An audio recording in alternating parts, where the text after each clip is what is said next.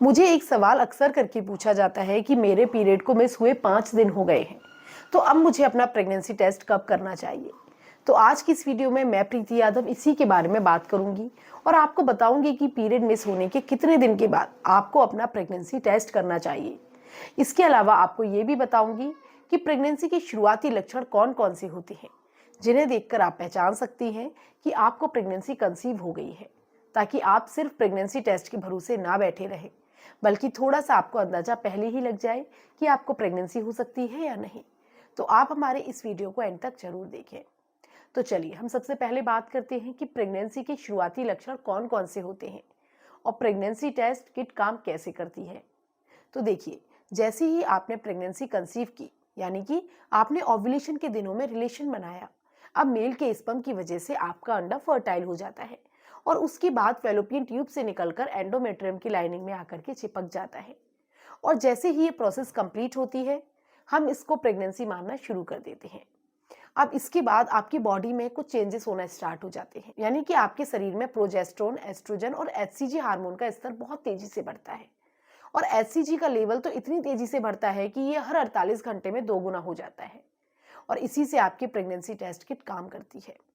अगर आप अपनी प्रेगनेंसी टेस्ट किट पर देखेंगे तो वहां पर लिखा होता है कि ये एचसीजी को डिटेक्ट करती है और उसी के बेस पर आपको रिजल्ट देती है। और इन्हीं हार्मोन्स की वजह से आपको प्रेगनेंसी के शुरुआती लक्षण भी दिखाई देने लगते हैं। अब कौन कौन से लक्षण दिखाई देते हैं उनके बारे में हम बात कर लेते हैं। तो इसमें सबसे पहला लक्षण होता है पेट के निचले हिस्से में क्रैम्प्स होना। जैसे ही आपको प्रेगनेंसी कंसीव होती है, वैसे ही आपका एग एंडोमेट्रियम की लाइनिंग में चिपकता है और यहाँ पर अपनी जगह बनाता है, जिसकी वजह से आपको पेट के निचले हिस्से में क्रैम्प्स हो सकते हैं। दूसरा लक्षण होता है मॉर्निंग सिकनेस होना, यानी आपको जी मचलाना, उल्टी होने की समस्या होना।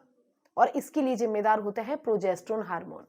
प्रोजेस्टेरोन हार्मोन शरीर की आंतों को धीमा कर देता है, जिसकी वजह से खाना पचाने में प्रॉब्लम्स आती हैं और इसी वजह से आपको उल्टी मतली ऐसी समस्याएं होना भी शुरू हो जाती हैं।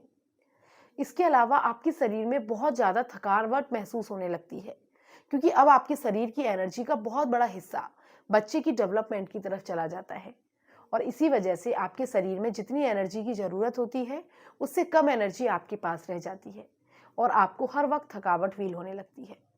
तो ये कुछ ऐसे लक्षण होते हैं जिनसे आप ये पहचान सकते हैं कि हो सकता है कि आपने प्रेगनेंसी कंसीव कर ली हो। अब बात करते हैं कि पीरियड के मिस होने के कितने दिन बाद आपको प्रेगनेंसी टेस्ट करना चाहिए।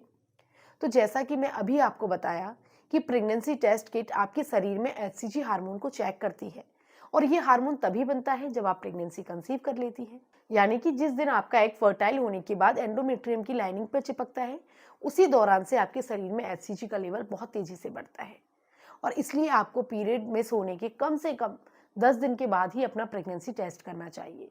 क्योंकि कई केसेस में ऐसा भी हो जाता है कि आपका कंसेप्शन लेट हो जाता है और फिर आपका ओव्यूलेशन लेट हो जाता है और उसकी वजह से अगर आप पीरियड मिस होने के अगले दिन अपना प्रेगनेंसी टेस्ट करते हैं, तो हो सकता है कि आपके शरीर में एचसीजी का लेवल उतना ना हो कि प्रेगनेंसी टेस्ट किट इसे डिटेक्ट कर पाए और आपको सही रिजल्ट दे पाए और इसी वजह से आपको नेगेटिव रिजल्ट भी आ सकता है।